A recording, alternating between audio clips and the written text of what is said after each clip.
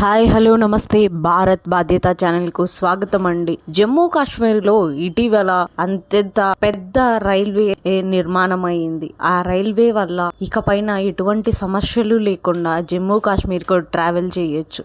గతంలో ఏ ప్రభుత్వాలు చేయని విధంగా ఈ ప్రభుత్వం చేయడం అనేది గొప్ప విషయం.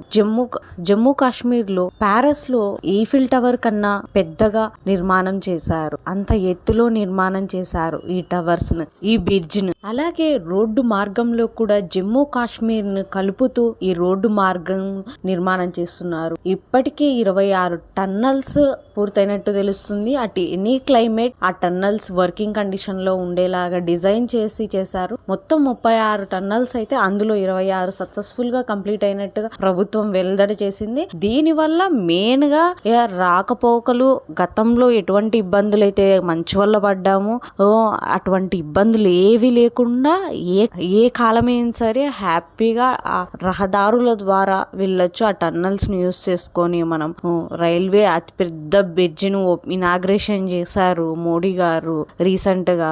ఇటువంటి మంచి ఇంట్రెస్టింగ్ వీడియోస్ కోసం నా ఛానల్ లైక్ చేయండి, షేర్ చేయండి, సబ్స్క్రైబ్ చేయండి. జమ్మూ కాశ్మీర్ కి మరో మైలురాయి చేరుకుందని చెప్పుకోవచ్చు.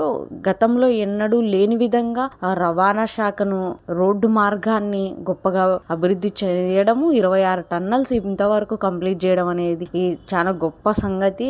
గతంలో ఎటువంటి క్లైమేట్ ప్రాబ్లమ్స్ ఉన్నా కూడా ఈ టన్నల్స్, ఈ రహదారుల వల్ల ఆపరేషన్స్ అనేటివి స్మూత్ గా అయిపోతాయి. ఇటువంటి మరిన్ని ఇంట్రెస్టింగ్ వీడియోస్ కోసం నా ఛానల్ లైక్ చేయండి, షేర్ చేయండి, సబ్స్క్రైబ్ చేయండి. ధన్యవాదాలు.